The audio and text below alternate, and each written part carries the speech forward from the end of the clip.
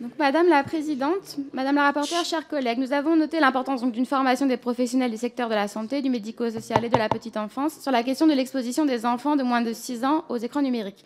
Or, le sujet de la formation, comme on l'a dit, est en constante évolution, aussi bien le numérique que son impact sur la santé. Ainsi, entre les premiers modèles de téléphones mobiles sortis dans les années 80 et les smartphones d'aujourd'hui, l'évolution du téléphone portable est absolument fulgurante. Je me souviens encore personnellement du téléphone que j'utilisais collégienne et que nous appelions affectueusement un frigo.